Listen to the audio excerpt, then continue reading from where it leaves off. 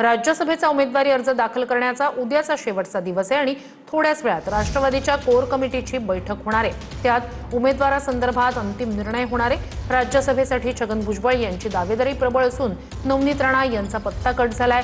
पुतण्या समीर भुजबळ यांना कॅबिनेटमध्ये घेण्यासाठी भुजबळ आग्रही असल्याचं सूत्रांकडून समजतंय।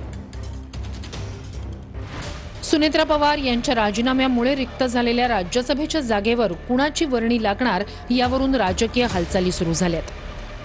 शनिवारी भुजबळांनी पार्थ पवार, सुनील तटकरे, पटेल यांच्यासह मुख्यमंत्री फडणवीसांची भेट घेतली। पुतण्या समीर भुजबळ यांना मंत्रिमंडळात घेण्यासाठी छगन भुजबळ आग्रही असल्याची सूत्रांची माहिती आहे। मुख्यमंत्र्यांकडून मंत्रिपदाच्या फेरबदलाबाबत हायकमांडकडे विचारणा करावी लागेल असं सांगण्यात आल्याची सूत्रांची माहिती आहे। भुजबळांच्या अटीबाबत अद्याप भाजप हायकमांडकडून ग्रीन सिग्नल मिळालेला नाही। राष्ट्रवादीच्या राज्यसभेच्या या रिक्त जागेवर भुजबळांची वर्णी लागणार अशी चर्चा सुरू असतानाच भाजप नेत्या नवनीत राणा यांनी उपमुख्यमंत्री सुनेत्रा पवार यांची भेट घेतल्यानं नव्या चर्चा सुरू झाल्या होत्या। राज्यसभेच्या जागेसाठी प्रयत्न करत असताना नवनीत राणा यांची सुनेत्रा पवार यांच्याशी भेट झाली। मात्र राज्यसभेसाठी नवनीत राणा यांच्या नावाचा विषय संपल्याची प्रतिक्रिया सुनील तटकरे यांनी दिली आहे। नवनीत राणांचा हा विषय राष्ट्रवादी काँग्रेस पक्षाकडे उमेदवारी देण्याचा संपलेला आहे। राज्यसभेच्या उमेदवारीबाबत राष्ट्रवादीची संध्याकाळी कोर कमिटीची बैठक होणार आहे। राज्यसभेवर राष्ट्रवादीकडून कोण जाणार या संदर्भात बैठकीत निर्णय होणार आहे। नवी मुंबईतील शासकीय कार्यक्रमाचं उपमुख्यमंत्री शिंदे यांना निमंत्रण नव्हतं। फडणवीसांच्या उपस्थितीत नवी मुंबईत छत्रपती शिवरायांच्या पुतळ्याचं अनावरण झालं। यावरून भाजपला शिंदे नको हे यातून स्पष्ट होत आहे अशी टीका अंबादास दानवे यांनी केली आहे। तर मुद्दे नसल्यानं विरोधक कोणत्याही मुद्द्याला राजकीय बनवतात असा पलटवार शिंदेंनी केलाय।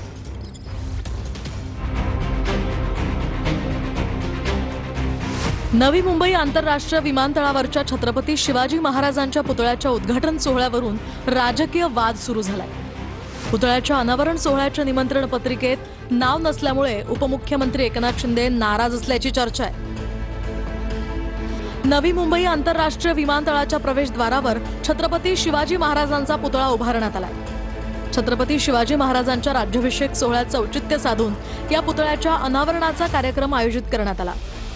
नवी मुंबई इंटरनॅशनल एअरपोर्ट कंपनीच्या वतीनं या कार्यक्रमाचं आयोजन करण्यात आलं होतं। या कार्यक्रमासाठी वितरित करण्यात आलेल्या निमंत्रण पत्रिकेत मुख्यमंत्री देवेंद्र फडणवीस यांच्या नावाचा उल्लेख करण्यात आला होता। मात्र राज्यातील दोन्ही उपमुख्यमंत्र्यांची नावं निमंत्रण पत्रिकेत नव्हती। या कार्यक्रमाला वनमंत्री गणेश नाईक, महिला आणि बालविकास मंत्री आदिती तटकरे, आमदार प्रशांत ठाकूर, आमदार महेश बालदी उपस्थित होते। पण शिंदे आणि सुनेत्रा पवार यांना निमंत्रण नसल्यानं ते अनुपस्थित होते। याबाबत विमानतळ कंपनीकडून अधिकृत स्पष्टीकरण देण्यात आलेलं नाही। मात्र मुख्यमंत्री हे राज्याचे प्रमुख असतात म्हणून त्यांच्याच नावे निमंत्रण देण्यात आल्याची माहिती सूत्रांनी दिली आहे।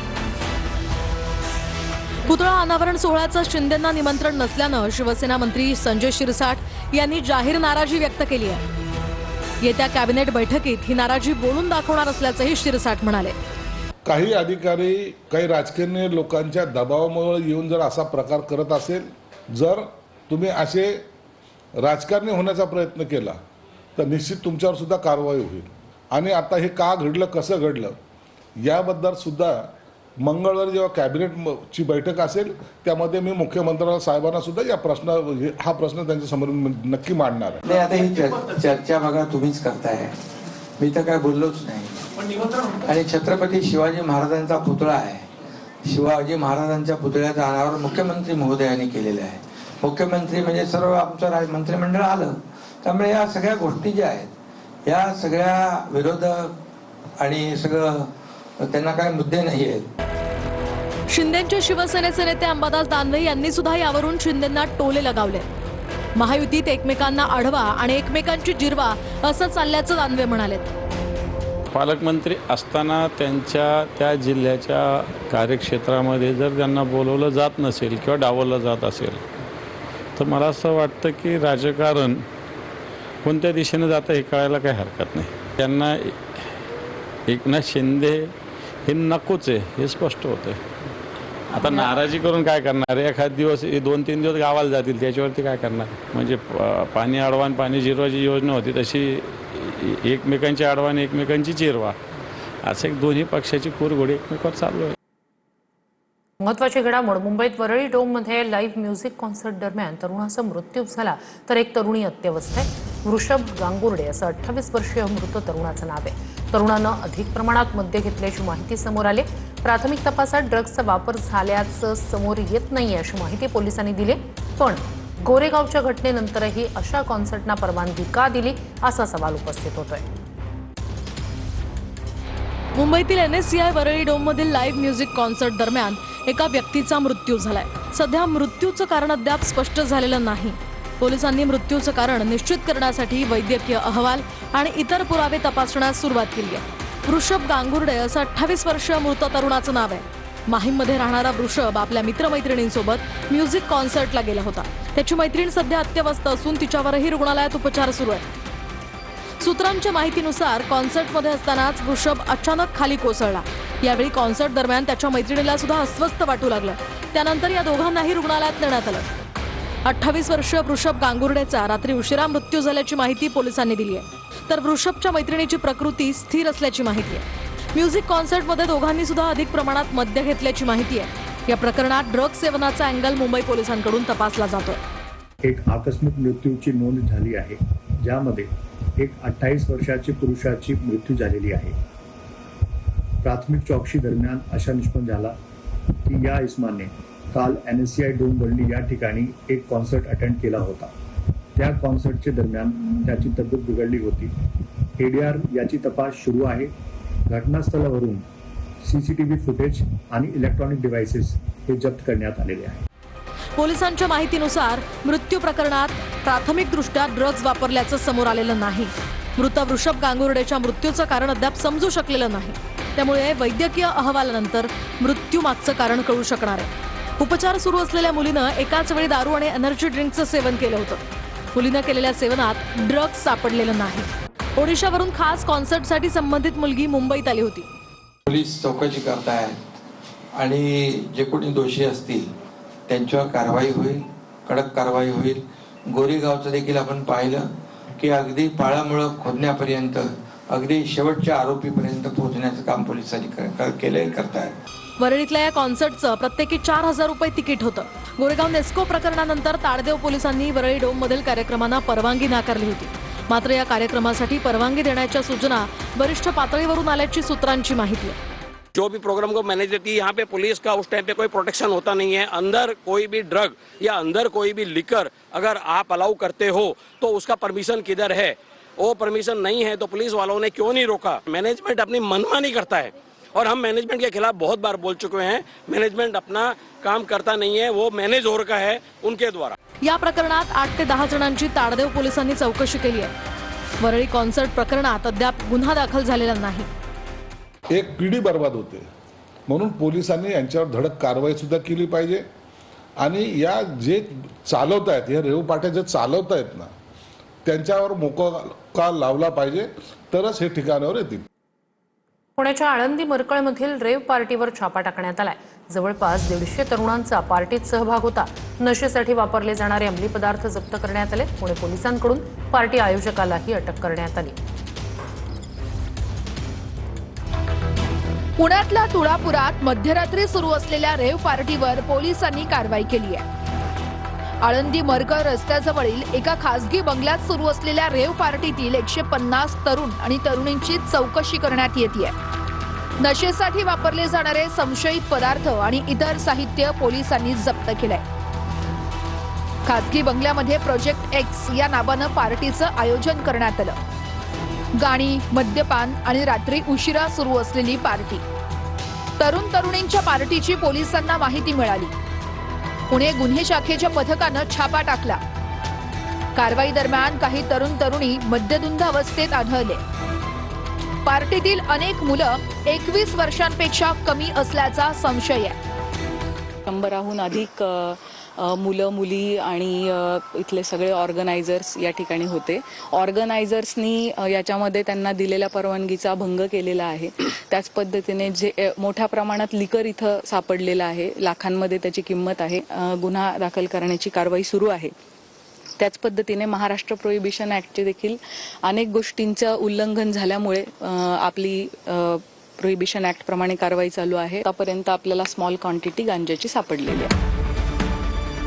रेव पार्टीतील तरुणांना ससून रुग्णालयामध्ये तपासणी करण्यासाठी नेण्यात आलं. रेव पार्टीतील कुणी कुणी ड्रग्जचा वापर केला होता याची तपासणी होणार आहे. तर ड्रग्ज विरोधात राज्यभर कारवाया सुरू आहेत असं मुख्यमंत्री फडणवीसांनी म्हटलंय. देशासह राज्यात नो टॉलरन्स फॉर ड्रग्ज अशी मोहीम सुरू असल्याचं सुद्धा त्यांनी सांगितलं. ड्रग्जची पाळंमुळं खणून काढण्याचा प्रयत्न सुरू असल्याचं सुद्धा मुख्यमंत्र्यांनी स्पष्ट केलं. सध्या राज्यामध्ये आणि देशामध्ये नो टॉलरन्स फॉर ड्रग्ज अशी मोहीम चाललेली आहे. मोठ्या प्रमाणात इंटेलिजन्स गॅदर करून त्या इंटेलिजन्सच्या आधारावर कारवाया चाललेल्या आहेत आणि कुठल्याही परिस्थितीमध्ये हे जे ड्रग्सचं जाळं आहे त्याची पाळंमुळं खणून काढणं हा प्रयत्न चाललेला आहे. वेगवेगळे युनिट्स त्याच्यामध्ये काम करत आहेत आणि मला असं वाटतं की रोज कुठे ना कुठे आता ही कारवाई चाललेली आहे. पुढचे काही दिवस सातत्याने कारवाई आम्ही करतच राहणार. पुढच्या महत्त्वाच्या बातमीकडे. मुंबई विमानतळावर 5 कोटींहून अधिक किमतीचं सोनं जप्त करण्यात आलं. DRIच्या कारवाईत भाजप पदाधिकारी अजित आचरेकरसह 6 जणांना अटक करण्यात आली. भाजप पदाधिकाऱ्याला अटक करण्यात आली आहे. यावर गृहमंत्र्यांचं काय म्हणणं आहे असा सवाल संजय राऊत यांनी विचारलाय. तर भाजपचा सोनं तस्करीशी संबंध नाही असं स्पष्टीकरण नवनाथ बन यांनी दिलंय. मुंबई विमानतळावर सोनं तस्करी प्रकरणात DRIनं मोठी कारवाई केली आहे. यात 5 कोटींहून अधिक किमतीचं सोनं आणि इतर मुद्देमाल जप्त करण्यात आलाय. या प्रकरणी 3 परदेशी नागरिक आणि भाजप पदाधिकाऱ्यासह 6 जणांना मुंबई विमानतळावर अटक करण्यात आली. DRIच्या अधिकाऱ्यांना मुंबई विमानतळ परिसरात काही व्यक्तींच्या हालचाली संशयास्पद आढळल्या होत्या. मिळालेल्या गुप्त माहितीच्या आधारे 6 जून रोजी पहाटे 2:30 वाजण्याच्या सुमारास अधिकाऱ्यांनी विमानतळ परिसरात सापळा रचून या आरोपींना ताब्यात घेतलं. या प्रकरणावर बोट ठेवत संजय राऊतांनी भाजपवर गंभीर आरोप केले. एअरपोर्टवरच्या गोल्ड स्मगलिंगवरती आपलं कंट्रोल राहावं म्हणून त्यांना तिथे युनियन पाहिजे स्वतःची. आता हे सूत्रधार हे नवीन हाजी मस्तान कोण आहेत भाजपमधले हे आम्ही सांगू का? विचारा रवींद्र चव्हाणांना. मुळामध्ये भारतीय जनता पार्टीचा आणि या तस्करीचा काहीही संबंध नाही. कुठल्याही भारतीय जनता पार्टीच्या कार्यकर्त्याला किंवा आमच्या युनियनच्या कार्यकर्त्याला अटक झालेली नाही. जो कोणी अटक झालेला आहे त्याचा आणि भारतीय जनता पार्टीचा काहीही संबंध नाही. महत्त्वाची घडामोड. घरगुती सिलेंडर 29 रुपयांनी महागलाय. मुंबईत घरगुती सिलेंडरचे दर 941 रुपये 50 पैशांवर पोहोचले. 3 महिन्यात दुसऱ्यांदा घरगुती सिलेंडरच्या दरात वाढ झाली. आजपासूनच हे नवे दर लागू करण्यात आलेत. घरगुती सिलेंडर तब्बल 29 रुपयांनी महागलाय. महत्त्वाचं म्हणजे गेल्या 3 महिन्यात सिलेंडरच्या किमतीमध्ये दुसऱ्यांदा वाढ झाली आहे. केंद्र सरकारनं सर्वसामान्य जनतेला आणखीन एक झटका दिलाय. मुंबईमध्ये घरगुती सिलेंडर आता 941 रुपये 50 पैशांना मिळणार. आजपासून नवे दर लागू झाले.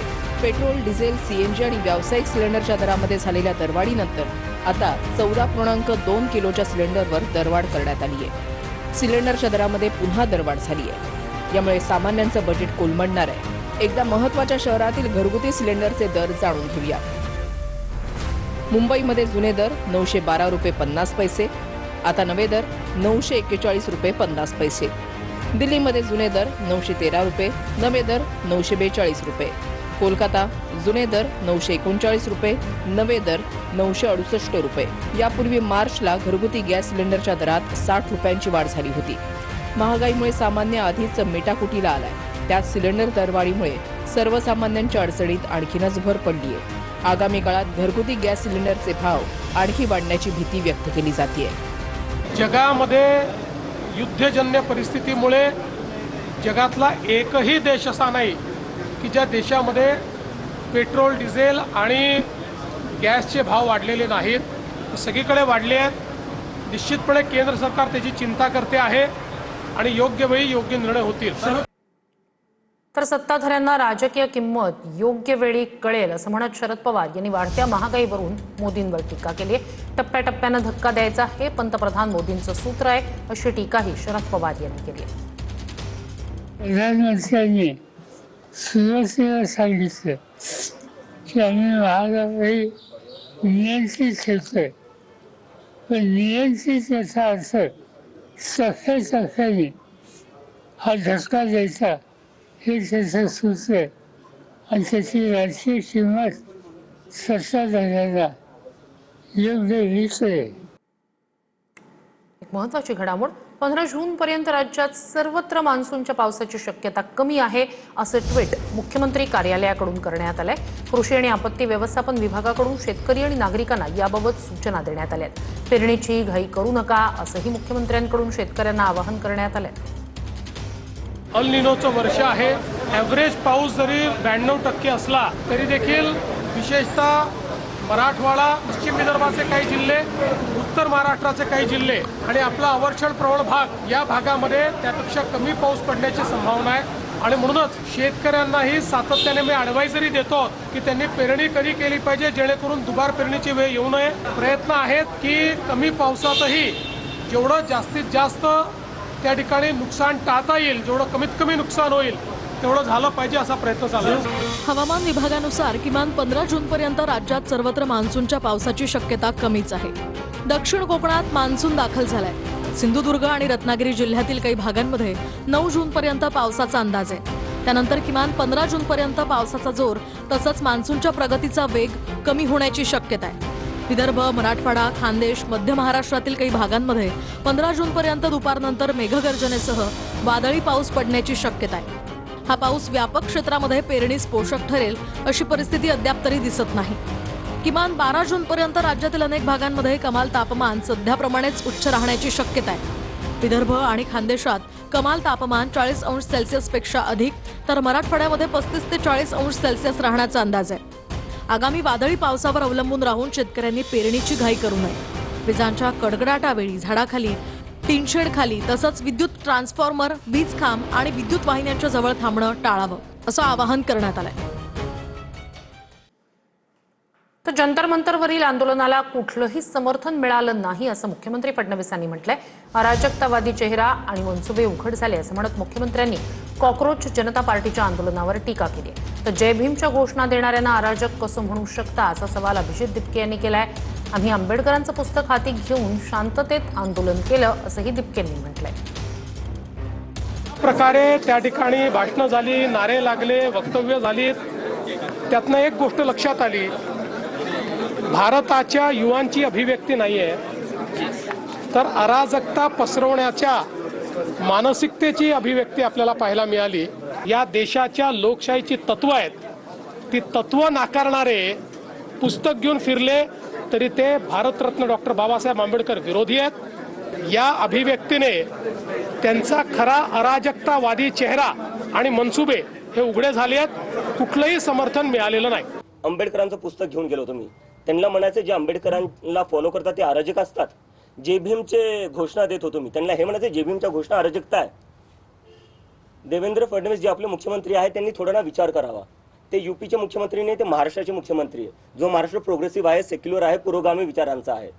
ते कसं काय जे आंबेडकरांचे पुस्तक घेऊन चालतायत, जे भीमचे घोषणा देत आहेत, त्यांना कसं काय ते अराजक म्हणू शकतात? मला लाज वाटते जे स्टेटमेंट आले त्यावरनं. महत्त्वाची घडामोड, उदय सामंत गिरीश महाजन यांच्या भेटीसाठी नाशिकमध्ये पोहोचलेत. नाशिकमधील बंडखोरीबाबत दोघांमध्ये चर्चा होणार असल्याचं बोललं जातंय. बंडखोर गोकुळ गीते यांचे बंधू गणेश गीते यांनी महाजनांची भेट घेतली, तर अपक्ष उमेदवार प्रसाद हिरे हे सुद्धा गिरीश महाजन यांच्या भेटीसाठी पोहोचलेत.